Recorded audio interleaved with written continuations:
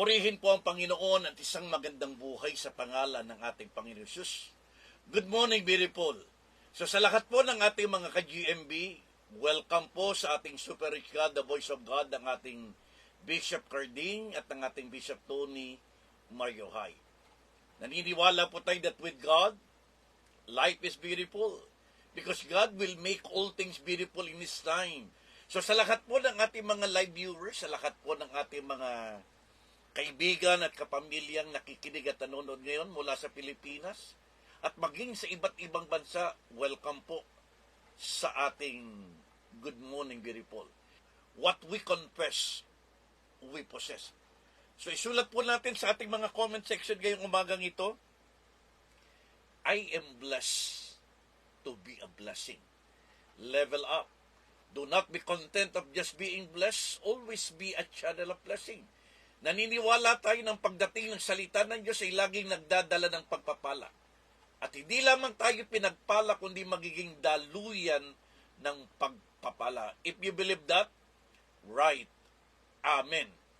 Manalik at magtiwala na sa umagang ito sa iyong pakikinig na salita ng Diyos, ikaw ay pagpapalain ng Panginoon. Because the Word of God will not return void. It will not return empty. But it will fulfill and accomplish its purpose. Bawat salita ng Diyos na ating mapapakinggan, ito'y buhay, mabisa at makapangyarihan na kanyang tutok din ang mga plano at layunin ng Diyos sa ating buhay. Kaya manalik at magtiwala that you are blessed to be a blessing. So ngayong umagang ito, tuloy po natin ang ating pag-aaral sa Matthew chapter 10. Tayo po ngayon ay nasa verse 7 and verse 8. Ang ating topic sa ating Bible devotion ngayong umaga ay pinamagatan ko pong freely we receive, freely we give. Pakisulat po natin yan. Freely we receive, freely we give. Ito po yung ating pinaka-outline sa ating Bible devotion. Number 1, be passionate. Number 2, be powerful.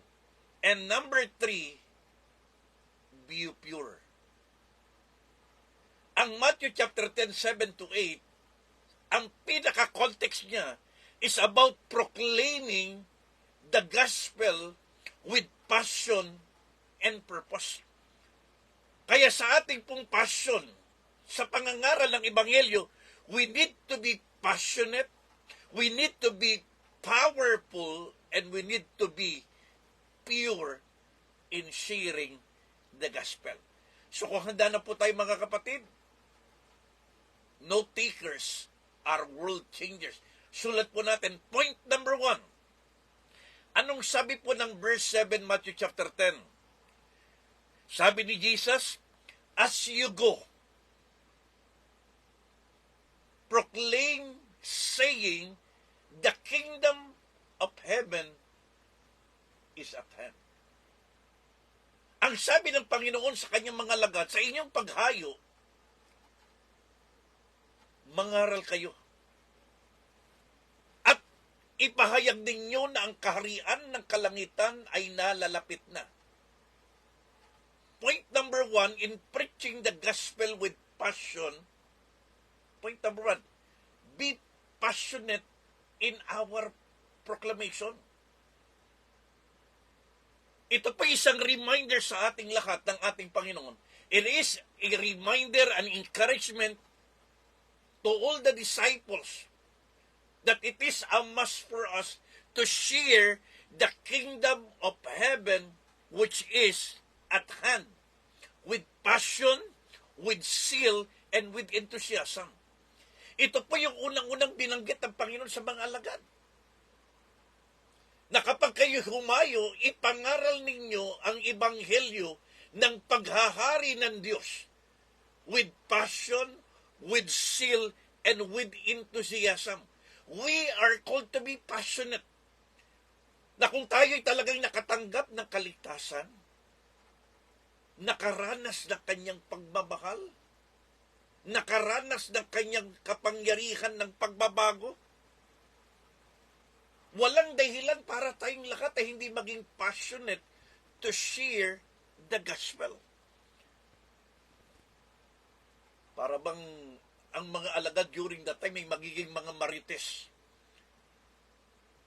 Na kahit saan sila pumunta, ipapangaral nila, ikukwento nila, ipapahayag nila ang paghahari ng Diyos sa puso ng bawat tao. Sapagkat naniniwala tayo, ang tanging paraan para ang buong mundo, ang lahat ng tao, ay makaranas ng pagbabago, ay ang paghahari ng Diyos sa kanilang puso. At mangyayari lamang yan kapag ang salita ng Diyos ay naipapangaral sa kanila. Let our hearts be on fire for the gospel as Jesus intended for the disciple and even for all the believers. Ito po yung una nating assignment. Freely we receive, freely we give. First, be passionate in sharing the gospel. Anong sabi ng Romans chapter 10 verse 15? How beautiful are the feet of those who preach the gospel. Dito natin makikita sa Matthew 10:7 na kalooban po ng Diyos na ang lahat ng tao ay maligtas.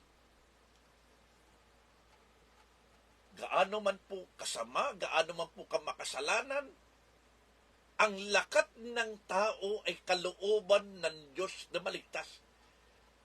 Kaya inutusan ng Diyos ang kanyang mga alagad, as you go, proclaim, preach that the kingdom of heaven is at hand. Ang kalooban ng Diyos, lahat ng tao ay mapunta ng langit at hindi mapunta ng impyerno. Subalit para ito'y magkaroon ng katuparan, kinakailangan tayong lahat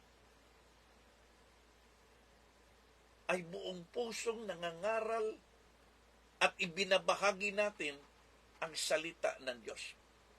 So, be passionate in sharing the gospel. Kapatid, tandaan po natin, ang utos na yan ay hindi lamang para sa mga 12 alagad. Yang utos na yan ay para sa ating lahat. Ito nga ang layunin ng ating GMB.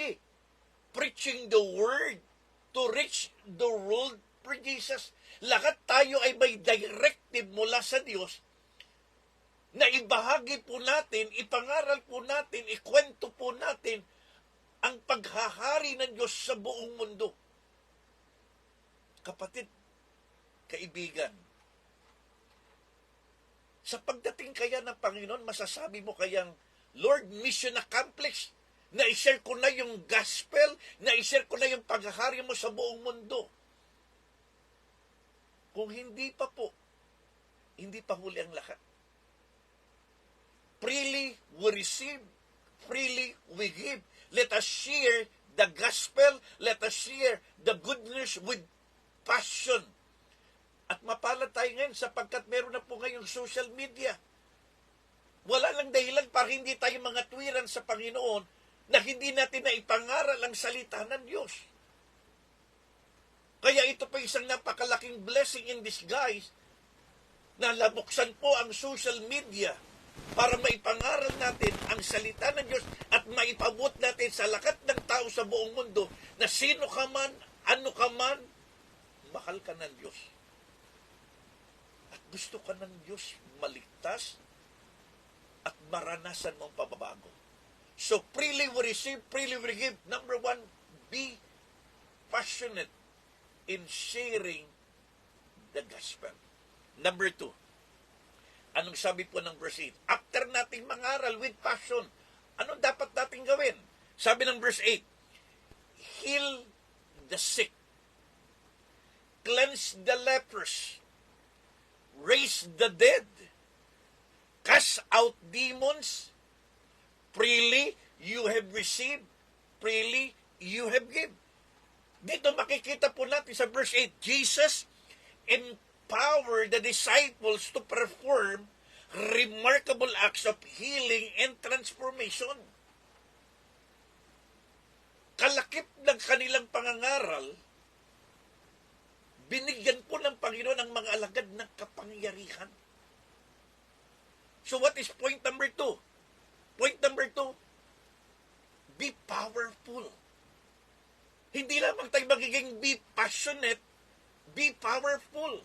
Sapagkat tayong lahat na humahayo bilang pagsunod sa salita ng Diyos ay nilakipan ng Panginoon ng kapangyarihan. Good news. Kapatid, kaibigan, kung ikaw ay sumusunod sa salita ng Diyos at humahayo ka na nangangaral ng salita ng Diyos, sa iyong pagsunod sa pangangaral, may lakip na kapangyarihan yan.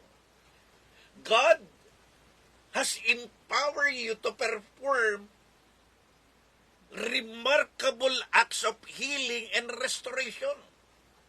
We are called to become an instrument of healing power of God.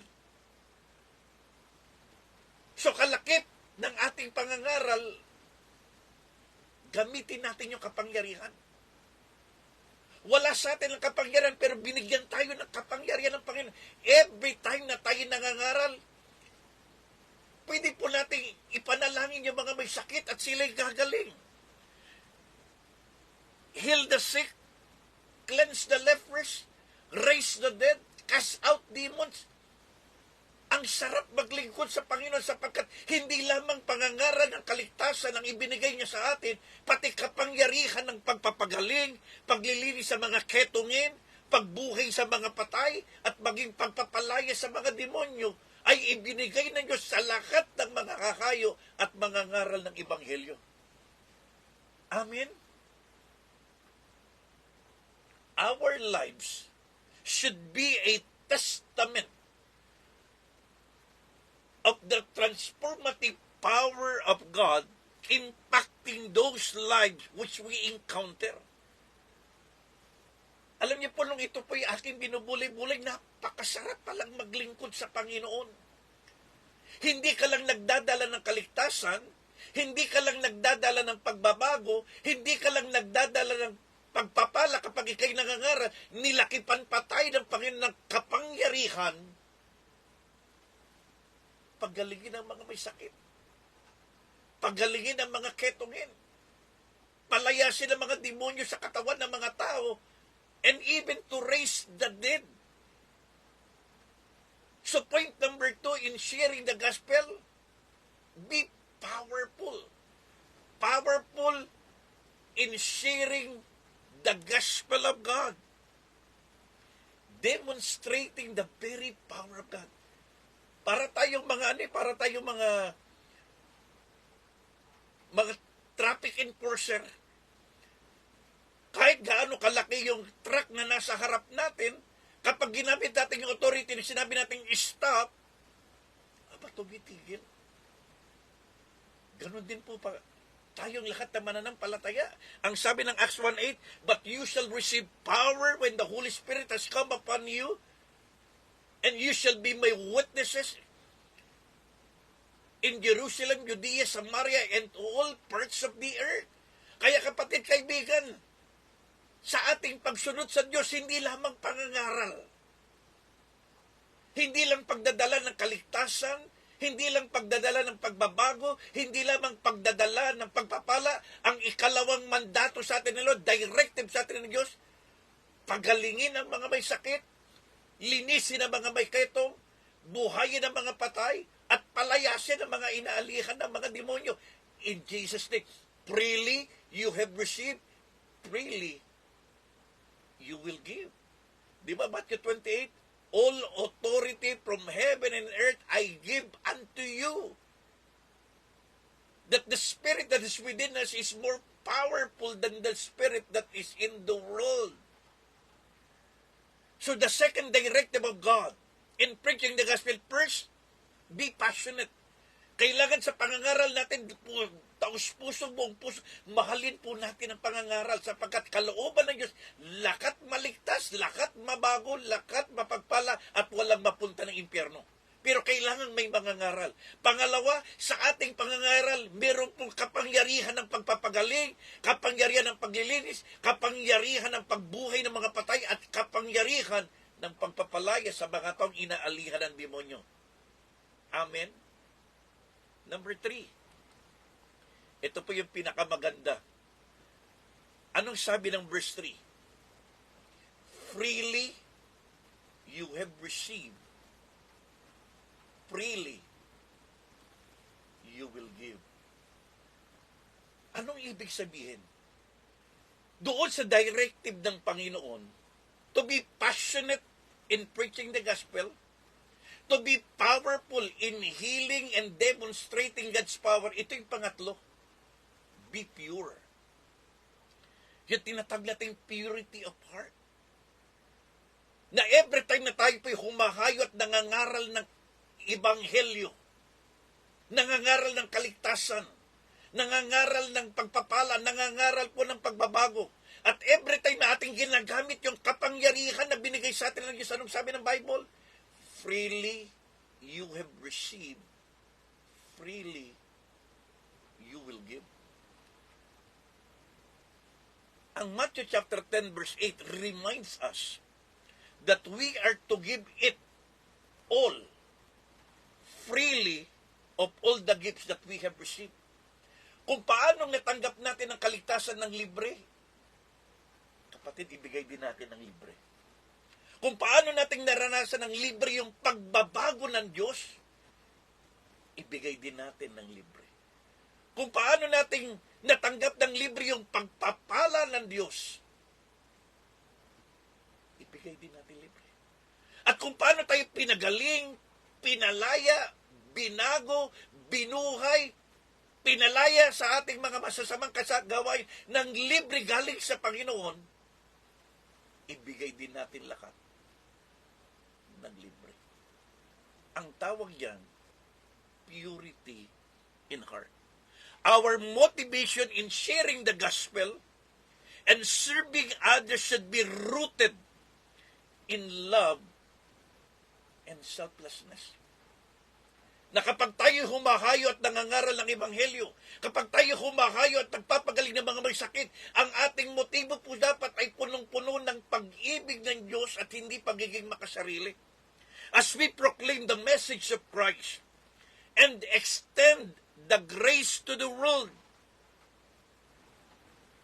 let us do so with pure intention, without expectation of personal gain. Hindi natin ibinebenta, hindi natin ikakalakal ang ebanghelyo. Kaya hindi ho natin gagayahin yung pumupunta tayo sa basta nangangaral ng ebanghelyo at humihingi ng offering. Hindi tayo pupunta sa mga palengke at nangangaral ng ebanghelyo at manghihingi uli ng offering. Hindi tayo pupunta sa mga kalsada, sa mga lansangan, sa mga publiko at pinababayaran po natin ang ating pangangaral, pinababayaran po natin yung ating paglilingkod sa Panginoon sa pamamagitan ng offering. Sapagkat ang sabi ng Bible, freely you have received, freely you will give. So tandaan po natin, in summary, Matthew chapter 10 verse 7 and 8 is a guide for all of us to be passionate in proclaiming the gospel.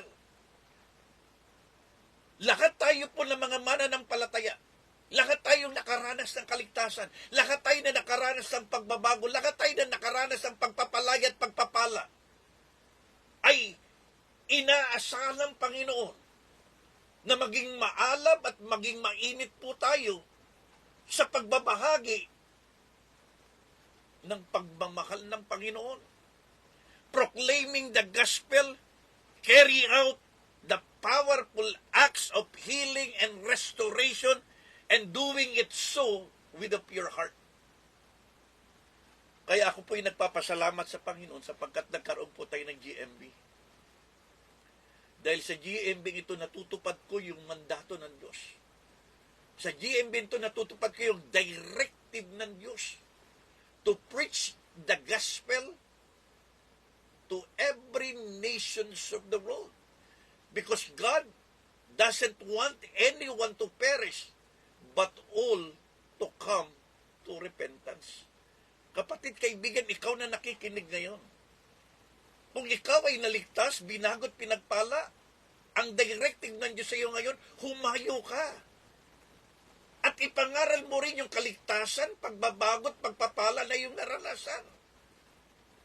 Kung naranasan mo yung pagpapagaling, pagpapalaya sa kasalanan, pagpapalaya sa masasamang gawain, tungkulin mo rin ibahagi iyan.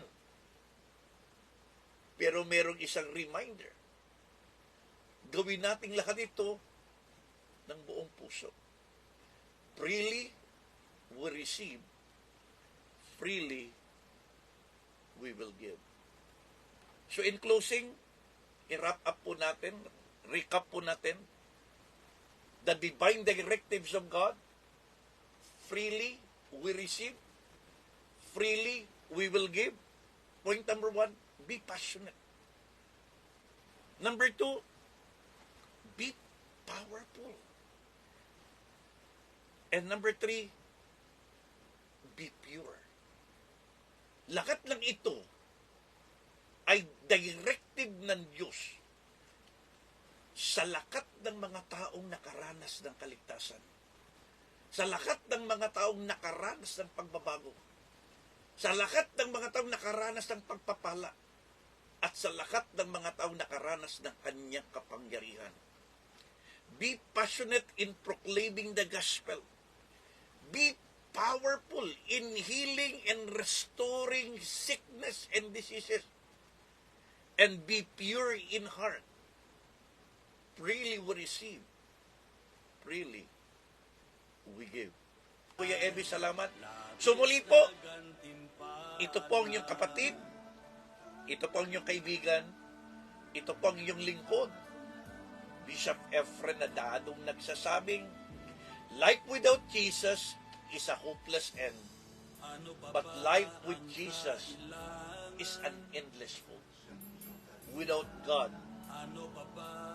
life is a dead end. Ang pag-asa po natin, hindi tao, hindi gobyerno, kundi ang pagkakari ni Kristo sa puso ng tao. Ito ang layunin kung bakit meron tayong GMB.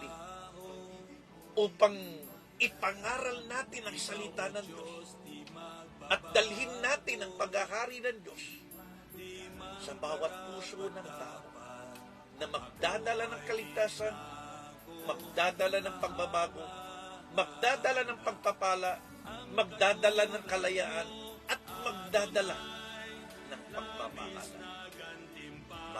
Maraming salamat po sa inyong lahat. Always aspire to inspire before you expire. Magkita-kita po tayo this coming Friday sa ating D-Group online mentoring, mga kapatid. Sa lahat po ng mga kapatiran, mga kamanggagawa, maraming salamat.